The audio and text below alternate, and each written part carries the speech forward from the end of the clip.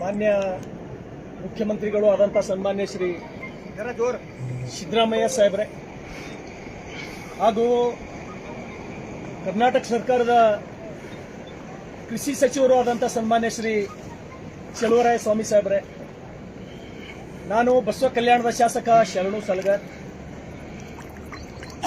ಹುಲ್ಸೂರು ಗ್ರಾಮದ ಹುಲ್ಸೂರು ಪಟ್ಟಣದ ಹುಲ್ಸೂರು ತಾಲೂಕಿನ ನಮ್ಮ ರೈತರ ತೊಗರಿ ಬೆಳೆಯಲ್ಲಿ ನಾನು ವೀಕ್ಷಣೆಯನ್ನ ಮಾಡಿ ಏನೋ ರೈತರಿಗೆ ಸಾಂತ್ವನ ಹೇಳಬೇಕು ಅಂತೇಳಿ ನಾನು ಬಂದಿದ್ದೆ. ಅತಿಯಾದ ಮಳೆಯಿಂದ ಹಾಗೂ ಮಹಾರಾಷ್ಟ್ರದಲ್ಲಿ ಧಾರಾಕಾರವಾಗಿ ಸುಳಿದಂತ ಮಳೆಯಿಂದ ನನ್ನೆಲ್ಲ ಹುಲ್ಸೂರು ತಾಲೂಕಿನ ಸಮಸ್ತ ರೈತರು, ಬಸವ ಕಲ್ಯಾಣ ತಾಲೂಕಿನ ಸಮಸ್ತ ರೈತರ ಬದುಕು ಯಾವ ರೀತಿ ಈ ತೊಗರಿ ಬೆಳೆಯನ್ನ ನಂಬಿ, ಈ ತೊಗರಿ ಬೆಳೆಯನ್ನ ಆಧಾರವಾಗಿ ನಮ್ಮ ಜನ ಬದುಕ್ತಾರೋ, ಯಾವ ರೀತಿ ತೊಗರಿ ಬೆಳೆ ಸುಮಾರು 7 ಅಡಿ ಎತ್ತರಕ್ಕೆ ಬೆಳೆದಂತ ಈ ತೊಗರಿ ಬೆಳೆ ಯಾವ ರೀತಿ ನೀರಲ್ಲಿ ನಿಂತಿದೆಯೋ ಇದೇ ರೀತಿ ನಮ್ಮ ರೈತರ ಬದುಕು ಬಹುತೇಕ ಅಕ್ಷರಶಃ ಆ ನೀರಲ್ಲಿ ಮುಳುಗಿದೆ. ಮಾನ್ಯ ಮುಖ್ಯಮಂತ್ರಿಗಳೇ, ನಾನು ಇದೀಗ ತಾನೇ ಒಂದು ಕಬ್ಬಿನ ಗದ್ದೆಗೆ ಹೋಗಿ ಆ ಕಬ್ಬಿನ ಗದ್ದೆ ಯಾವ ರೀತಿ ನೀರಿನಲ್ಲಿ ಮುಳುಗಿ ರೈತರ ಬದುಕು ಎಷ್ಟು ನಿಜವಾಗಿಯೂ ಕೂಡ ಆ ಬೆಳೆ ಕಷ್ಟಪಟ್ಟು ಬೆಳೆದು ಸಾಲ ಸೂಲ ಮಾಡಿ ಗೊಬ್ಬರ ಹಾಕಿ ಬೆಳೆದಂತ ರೈತರಿಗೆ ಎಷ್ಟು ಕಷ್ಟ ಆಗ್ಬೋದು ಅಂತಕ್ಕಂಥದ್ದನ್ನ ನಾನು ಈಗಾಗಲೇ ನಿಮ್ಗೆ ತೋರಿಸಿದ್ದೇನೆ.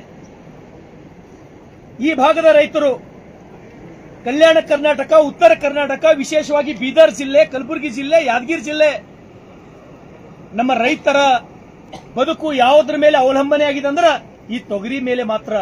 ಮಾನ್ಯ ಮುಖ್ಯಮಂತ್ರಿಗಳೇ, ನಾನು ವಿನಂತಿಯನ್ನ ಮಾಡ್ತೇನೆ, ಒಂದು ವೇಳೆ ಈ ತೊಗರಿ ಹೋಯ್ತು, ನಮ್ಮ ರೈತರ ಬದುಕು ಮುಗಿತು. ನಮ್ಮ ತೊಗರಿ ಬರೀ ಒಂದು ಸ್ವಲ್ಪ ನೀರು ಹತ್ತಂದ್ರೂ ಇದು ಬಿಸಿಲು ಬಿತ್ತಂದ್ರೆ ಕೆಂಪುಗಾಗಿ ಹೋಗ್ತದ. ಇವತ್ತ ಸುಮಾರು 5 ಅಡಿ ನೀರೊಳಗೆ ನಿಂತಂತ ತೊಗರಿ ಬೆಳೆ ಏನಾಗಬಹುದು ಅಂತಕ್ಕಂಥದ್ದು ತಾವು ಕಲ್ಪನೆ ಮಾಡ್ಕೊಳ್ರಿ.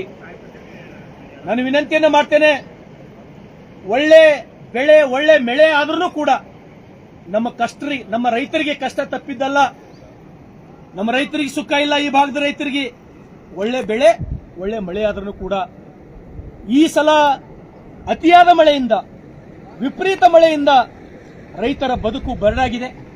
ನಾನು ಸಂಬಂಧಪಟ್ಟಂತ ಕಂದಾಯ ಇಲಾಖೆಯ ಅಧಿಕಾರಿಗಳಿಗೆ ಜೊತೆಯಲ್ಲಿ ಕರ್ಕೊಂಡು ಈ ಹೊಲದ ಮಾಲೀಕರಾದಂತ ರೈತರಿಗೆ ಸಂಗಡ ಕರ್ಕೊಂಡ್ಬಂದು ನಾನು ತಮಗೆ ತೋರಿಸ್ತಕ್ಕಂತ ಪ್ರಯತ್ನ ಮಾಡಿದ್ದೇನೆ. ಇದು ಒಂದು ಭಾಗ ಅಷ್ಟೇ. ಸಮಸ್ತ ಬಸವ ಕಲ್ಯಾಣದ ಎಲ್ಲ ಬೆಳೆ ಈ ಸಲ ನೀರಲ್ಲಿ ಮುಳುಗೋಗಿದೆ. ಆ ಏನು ಉದ್ದ ಹೆಸರ ರಾಶಿ ಆದ್ರೂ ಕೂಡ ಆ ರಾಶಿ ಒಯ್ದು ದನದ ಎದುರು ಇಟ್ಟರೂ ಕೂಡ ಇಂತಕ್ಕಂಥ ಪರಿಸ್ಥಿತಿ ಇಲ್ಲ.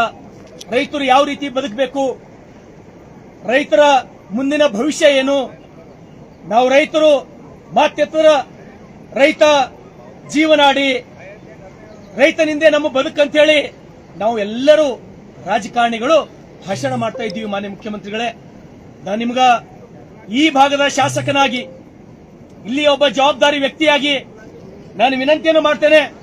ಇದು ತಾವು ಒಂದು ಹೊಲ ಅಷ್ಟೇ ನೋಡ್ತಾ ಇದ್ದೀರಿ, ಇದಕ್ಕಿಂತ ದುಸ್ಥಿತಿಯಲ್ಲಿರ್ತಕ್ಕಂಥದ್ದು, ಇದಕ್ಕಿಂತ ಕೆಟ್ಟ ಪರಿಸ್ಥಿತಿಯಲ್ಲಿರ್ತಕ್ಕಂಥದ್ದು ಸುಮಾರು 1,000 ಕಡೆ ತಾವು ಏನಾರ ಬಂದ್ರೆ ನಾನು ನಿಮಗೆ ತೋರಿಸಬಹುದು. 1,000 ಕಡೆ ಅದೆಷ್ಟು 1,000 ಹೆಕ್ಟೇರ್ ತೊಗರಿ, ಅದೆಷ್ಟು 1,000 ಹೆಕ್ಟೇರ್ ಸೋಯಾಬೀನ್, ಉದ್ದ ಹೆಸರು, ಎಳ್ಳ ಪ್ರತಿಯೊಬ್ಬರು ಬೆಳೆದು ದಸರಾ ದೀಪಾವಳಿ ಮಾಡಬೇಕು ಅಂತಕ್ಕಂಥ ರೈತರ ಬಾಯ್ದೊಳಗ ಈ ಸಲದ ಮಳೆಯಿಂದ ಮಣ್ಣು ಬಿದ್ದಿದೆ. ಮಾನ್ಯ ಮುಖ್ಯಮಂತ್ರಿಗಳೇ, ಕೃಷಿ ಸಚಿವರೇ, ದಯಮಾಡಿ ಏನು ಪಕ್ಕದ ಮಹಾರಾಷ್ಟ್ರದ ಮುಖ್ಯಮಂತ್ರಿಗಳು ದೇವೇಂದ್ರ ಫಡ್ನವೀಸ್ ಅವರು ಬಂದು ಈ ಭಾಗದಲ್ಲಿ ಇರ್ತಕ್ಕಂಥ ರೈತರಿಗೆ, ನಮ್ಮ ನೆರೆ ಜಿಲ್ಲೆ, ನನ್ನ ನೆರೆ ತಾಲೂಕಾ ನಿಲಂಗ ನಿನ್ನ ಬಂದು ಸ್ವತಃ ಮುಖ್ಯಮಂತ್ರಿಗಳೇ ಬಂದು ಹೊಲ ಓಡಾಡಿ ಆ ರೈತರಿಗೆ ಭರವಸೆ ಕೊಟ್ಟು ಹೋದ್ರು.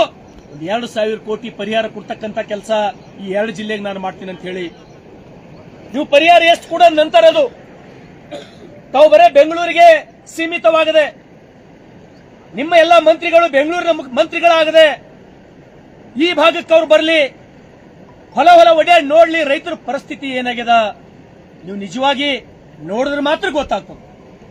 ಮುಖ್ಯಮಂತ್ರಿಗಳೇ, ನಾನು ನೀರೊಳಗೆ ನಿಂತೀನಿ, ಮತ್ತೆ ಮಳಿ ಪ್ರಾರಂಭ ಅದ, ಮತ್ತೆ ಮಳಿ ನಿರಂತರ ಚಾಲು ಅದ. ಮುಖ್ಯಮಂತ್ರಿಗಳಿಗೆ ನನಗೆ ವಯಸ್ಸು 50, ಇಂಥ ಮಳೆ ಎಂದು ನಾನು ಬಂದಿದ್ದು ಎಂದೂ ನೋಡೇ ಇಲ್ಲ. ಅಷ್ಟು ಧಾರಾಕಾರ ಮಳೆ. ನಮ್ಮ ಹಿರಿಯರು ಹೇಳ್ತಾ ಇದ್ರು, ಆ 1972 ಬರಗಾಲ ಇದಕ್ಕಿನ್ನ ಗುಣಪ ಅಂತ ಹೇಳ್ತಿರು. ಅಂತ ಹಸಿ ಬರಗಾಲ ನಮ್ಮ ಭಾಗ ಹಸಿ ಬರಗಾಲಕ್ಕೆ ಒಳಗಾಗಿದ್ದಾರೆ. ಹಾಗಾಗಿ ತಾವು ನೋಡ್ರಿ, ನೀವು ಎಲ್ಲಿ ತನ ಹೋದ್ರೂ ಕೂಡ ಈ ರೀತಿ ಈ ತೊಗರಿ ಬಿಟ್ಟರೆ ನಮ್ಮ ರೈತರಿಗೆ ಬದುಕೇ ಇಲ್ಲ. ಇದು ಒಂದೇ ನಮಗೆ ಏನಾರ 4 ದುಡ್ಡು ಕೊಡ್ತಕ್ಕಂತ ಬೆಳೆ. ಬರೀ ಬಸವ ಕಲ್ಯಾಣ ಅಷ್ಟೇ ಅಲ್ಲ, ಹುಣಸೂರು ಅಷ್ಟೇ ಅಲ್ಲ, ಬೀದರ್ ಜಿಲ್ಲೆ ಪರಿಸ್ಥಿತಿ ಇದೆ. ಎಲ್ಲೂ ನೀವು ಹೋರಿ, ಆ ಕಬ್ಬು ಒಂದು ಬಿಟ್ರೆ ಎಲ್ಲಾ ಬೆಳೆಗಳು ಈ ಸಲ ಸಂಪೂರ್ಣ ನಾಶ ಆಗಿ ಹೋಗಿದೆ. ರೈತರಿಗೆ ದಯಮಾಡಿ ಇನ್ನೇನು ಒಂದು ವೇಳೆ ತಾವು ಒಂದು ನಿಗದಿತ ಸಮಯದಲ್ಲಿ ತಾವಾಗಲಿ, ತಮ್ಮ ಸಂಬಂಧಪಟ್ಟಂತ ಕೃಷಿ ಸಚಿವರಾಗಲಿ, ಕಂದಾಯ ಇಲಾಖೆಯ ಅಧಿಕಾರಿಗಳಾಗಲಿ, ತಾವು ಬಂದು ನೋಡಿ ಇಲ್ಲಿನ ಪರಿಸ್ಥಿತಿ, ಅಥವಾ ಶರಣು ಸಲಗರ್ ಇಲ್ಲಿ ಹೇಳಿದ್ದು ನಿಜಾನೋ ಅಥವಾ ಇಲ್ಲೋ, ಇಲ್ಲಿ ಎಷ್ಟು ಮಿಲಿಮೀಟರ್ ಮಳೆ ಬೇಕಾಗಿತ್ತು ವರ್ಷಕ್ಕೆ, ಎಷ್ಟು ಮಿಲಿಮೀಟರ್ ಮಳೆ ಜಾಸ್ತಿ ಆಗಿದೆ, ಅದೆಷ್ಟು ಜನರ ರೈತರು ಬದುಕು ಬರಡಾಗಿದೆ ಅಂತಕ್ಕಂಥದ್ದು ತಾವು ಒಂದು ವೇಳೆ ಬಂದು ನೋಡಿದ್ರೆ ಮಾತ್ರ. ಮುಖ್ಯಮಂತ್ರಿಗಳೇ, ತಾವು ಇಲ್ಲಿ ಬಂದ್ರೆ ನೀವು ಕಣ್ಣೀರು ಹಾಕ್ತೀರಿ. ನನಗೆ ಗೊತ್ತದ, ತಾವು ಒಬ್ಬ ರೈತನ ಮಗ, ತಾವು ಬಡತನದ ಮನೆಯಿಂದ ಬಂದವರು. ನೀವು ಒಂದು ಕಡೆ ರೈತರಿಗೆ ಉಳಿಸ್ತಕ್ಕಂತ ಪ್ರಯತ್ನ ಮಾಡಿಲ್ಲ ಅಂದ್ರೆ ಯಾರು ರೈತರಿಗೆ ಉಳಿಸಬೇಕು? ಹಾಗಾಗಿ ನಾನು ನಿಮಗೆ ಕೈ ಮುಗಿದು ವಿನಂತಿಯನ್ನು ಮಾಡ್ತೇನೆ, ಒಂದು ವೇಳೆ ಈ ಸಲ ಬಂದು ನೀವು ನಮ್ಮ ರೈತರಿಗೆ ಸಮಂಜಸವಾದಂತಹ ಪರಿಹಾರ, ಎಲ್ಲ ರೈತರು ಈ ಸಲ ಇನ್ಶೂರೆನ್ಸ್ ಕಟ್ಟ್ಯಾರ, 4 ವರ್ಷದಿಂದ ಇನ್ಶೂರೆನ್ಸ್ ಕಟ್ಕೋತಾ ಬಂದಾರ. ಒಂದು ಇನ್ಶೂರೆನ್ಸ್ ಕಂಪನಿಯಿಂದ ರೈತರಿಗೆ ಇನ್ಶೂರೆನ್ಸ್ ಸಿಕ್ಕಿಲ್ಲ. ಆ ನಿಯಮಗಳು, ಸರ್ಕಾರದ ನಿಯಮಗಳು, ಆ ಇನ್ಶೂರೆನ್ಸ್ ಕಂಪನಿಯ ನಿಯಮಗಳು ರೈತರಿಗೆ ಕುತ್ತಿಗೆ ಒತ್ತಕ್ಕಂತ ನಿಯಮಗಳು ವಿನ ರೈತರಿಗೆ ಬದುಕತಕ್ಕಂತ ಯಾವ ನಿಯಮಗಳು ಇಲ್ಲ. ಹಾಗೆ ಆ ನಿಯಮದೊಳಗೆ ಬದಲಾವಣೆ ಆಗಬೇಕು. ಇನ್ಶೂರೆನ್ಸ್ ಕಂಪನಿದವ್ರು ಬರ್ತಾರ, ಇಲ್ಲಿ ಬರ್ತಾರ, ಅವರು ಈ ಪ್ಲಾಟ್ ಆಯ್ಕೆ ಮಾಡ್ಕೋತಾರ. ಈ ಸಲ ಏನು ಬೆಳೆ ಹಾಳಾಗ್ಯದ ಅದಕ್ಕೆ ಅವ್ರು ಪರಿಹಾರ ಕೊಡಬೇಕು. ಅವ್ರದ್ದು ಹಂಗಿಲ್ಲ. ಕ್ರಾಫ್ಟ್ ಕಟಿಂಗ್ ಎಕ್ಸ್ಪೀರಿಯನ್ಸ್ ಮಾಡ್ತಾರೆ, 7 ವರ್ಷದಿಂದ ಮಾಡ್ತಾರೆ. 7 ವರ್ಷದಿಂದ ಮಾಡಿ ನೀವು ಇನ್ಶೂರೆನ್ಸ್ ರೈತರಿಗೆ ಕೊಟ್ಟು ಯಾವ ರೀತಿ ನ್ಯಾಯ ನೀವು ಕೊಡಬಹುದು? ಹಾಗಾಗಿ ದಯಮಾಡಿ ಆ ಮಾನದಂಡಗಳನ್ನ, ಆ ನಿಯಮಗಳನ್ನ, ರೈತರ ಉತ್ತಮ ಬದುಕಿಗಾಗಿ, ರೈತರ ಮೇಲೆ ನಿಮಗೆ ಏನಾರ ಕಾಳಜಿ ಇದ್ದರ ದಯಮಾಡಿ ಬದಲಾವಣೆ ಮಾಡ್ರಿ. ಕೈಜೋಡಿಸಿ ವಿನಂತಿಯನ್ನ ಮಾಡ್ತೇನೆ. ಸಮಸ್ತ ಬಸವ ಕಲ್ಯಾಣದ ರೈತರ ಪರವಾಗಿ, ಸಮಸ್ತ ಬೀದರ್ ಜಿಲ್ಲೆ ರೈತರ ಪರವಾಗಿ ಬಹುತೇಕ ನನ್ನ ಧ್ವನಿ, ನನ್ನ ಕಳಕಳಿ, ನನ್ನ ಆವಾಜ್ ನಿಮಗೆ ಮೂಡ್ತದ, ಅಥವಾ ಯಾವುದೇ ಅಧಿಕಾರಿಗಳು ಮಾಧ್ಯಮದ ಮುಖಾಂತರ ನಿಮಗೆ ಮೂಡ್ತದ. ಯಾವ ರೀತಿ ತೊಗರಿ ನೀರಾಗಿ ನಿಂತದೋ ಇದೇ ರೀತಿ ನಮ್ಮ ರೈತರ ಬದುಕು ನೀರಾಗಿ ಮುಳುಗ್ ಹೋಗ್ಯದ ಮಾನ್ಯ ಮುಖ್ಯಮಂತ್ರಿಗಳೇ. ಹಾಗಾಗಿ ಒಂದು 4 ದಿವಸಗಳಲ್ಲಿ ತಾವು ಬರ್ರಿ, ಒಂದು ಹೆಲಿಕಾಪ್ಟರ್ ಮಾಡ್ಕೊಂಡು, ಅಥವಾ ನಿಮ್ಮ ಹೊಲ ನನ್ನಂಗೆ ನೋಡ್ಲಿಕ್ಕೆ ಆಗಲ್ಲ, ನಾನು ಹೋಗ್ತೀನಿ, ಒಂದು ಹೆಲಿಕಾಪ್ಟರ್ ಮಾಡ್ಕೊಂಡು ತಾವು ವೀಕ್ಷಣೆ ಮಾಡ್ರಿ. ನಮ್ಮ ರೈತರ ಪರಿಸ್ಥಿತಿ ಏನದ ಅಂತಕ್ಕಂಥದ್ದು ತಾವು ನೋಡಿ ಆದಷ್ಟು ಬೇಗನೆ ಈ ರೈತರಿಗೆ ಭರವಸೆ ಕೊಡ್ರಿ. ನಿಮ್ ಹಿಂದೆ ನಾನಿದ್ದೀನಿ, ನಿಮಗೆ ಪರಿಹಾರ ಕೊಡ್ತೀನಿ, ನಿಮಗೆ ಇನ್ಶೂರೆನ್ಸ್ ಕೊಟ್ಟಕ್ಕಂತ ಕೆಲಸ ಮಾಡ್ತೀನಿ ಅಂತ ಹೇಳಿ ನೀವು ಬಂದು ಭರವಸೆ ಕೊಟ್ಟರೆ ಮಾತ್ರ ನಮ್ಮ ರೈತರು ಬದುಕಬಲ್ಲರು ಮಾನ್ಯ ಮುಖ್ಯಮಂತ್ರಿಗಳೇ. ಹಾಗಾಗಿ ನಾನು ಮತ್ತೊಮ್ಮೆ ನಿಮ್ಗೆ ಕೈ ಜೋಡಿಸಿ ವಿನಂತಿಯನ್ನು ಮಾಡ್ತೇನೆ. ಆ ರೈತರಿಗೆ ಕಾಪಾಡ್ತಕ್ಕಂತ ಕೆಲಸ ನಿಮ್ಮಿಂದ ಆಗಬೇಕು.